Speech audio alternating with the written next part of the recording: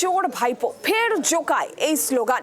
ভাইপো অভিষেক বন্দ্যোপাধ্যায়ের বিরুদ্ধে কোটি কোটি টাকার মাটি চুরির অভিযোগ উঠছে। অভিযোগ জোকা মেট্রোর পিছনে যে 163 বিঘে জমি রয়েছে সেখান থেকেই মাটি চুরি করেছেন অভিষেক বন্দ্যোপাধ্যায়। সোমবার রাতে বিষ্ণুপুর 2 নম্বর ব্লকের কালীতলা আশুতি থানায় অভিযোগ দায়ের করেন বিজেপি নেতা অভিজিৎ দাস। ডায়মন্ড হারবার লোকসভা কেন্দ্র জুড়ে রমরমিয়ে চলেছে মাটি চুরি, এমনই অভিযোগ বিজেপি নেতা অভিজিৎ দাসের।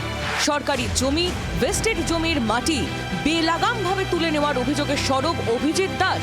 তার অভিযোগ, সামগ্রিকভাবে এই মাটি চুরি করে কয়েকশো কোটি টাকা আয় করেছেন অভিষেক বন্দ্যোপাধ্যায় এবং তার শাগরেদরা। ডায়মন্ড হারবার লোকসভা জুড়ে বিপুল পরিমাণে মাটি কেটে বিক্রি করে দেওয়া হয়েছে। প্রতিবাদের কোনো ভাষা ছিল না। তা এখন সরকার চেঞ্জ হতে গিয়ে আমরা সেই সমস্ত পুরনো কমপ্লেন গুলো আমরা বার করেছি এবং আমরা নতুন করে কমপ্লেনে এফআইআর করছি। আমাদের প্রায় 400-450 কোটি টাকার মাটি বিক্রি করে দিয়েছে ভাইপো এবং তার বাহিনী। সপ্তাহ দুয়েক আগেই অভিজিৎ দাস সারদা গার্ডেনের মাটির চুরি নিয়ে অভিযোগ করেছিলেন। এবার জোকা মেট্রোর কারশেডের পেছনে 163 বিঘা জমির মাটি কেটে নেওয়ার অভিযোগ।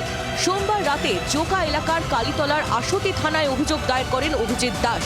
অভিযোগপত্রে অভিষেক বন্দ্যোপাধ্যায় ছাড়াও নাম রয়েছে অভিষেকের আত্মসহায়ক সুমিত রায়, জেলে থাকা বিষ্ণুপুরের বিধায়ক দিলীপ মণ্ডল সহ 23 জনের। মা মাটি মানুষের সরকার, মাটি কথাটি অভিষেক বন্দ্যোপাধ্যায় ভাইপো তার মনে বোধহয় গভীরভাবে রেখাপাত করেছিল, কারণ ইতিমধ্যেই তার নামে প্রায় 300-350 কোটি টাকার মাটি চুরি করে নেওয়ার অভিযোগ উঠেছে।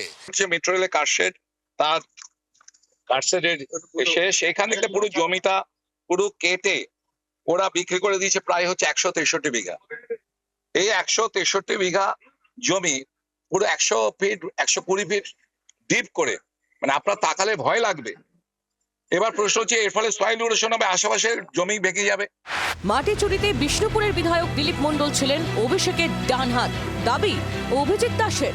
একেবারে করাপশন বা দুর্নীতির টাওয়ারে উঠে বসে রয়েছে ভাইপো। ভাইপোর সবেমাত্র কিছু কিছু দুর্নীতির পর্দা ফাঁস হয়েছে, যেটা হিমশৈলের চূড়া মাত্র। গোটা হিমবাহ এখনো গভীর জলের নিচে।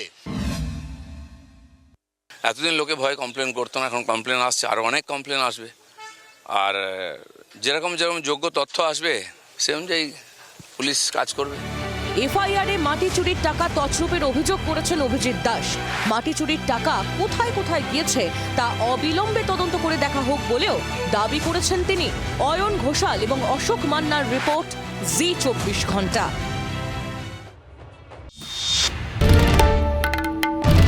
বাংলার আওয়াজ, বাঙালির আবেগ, জি 24 ঘন্টা।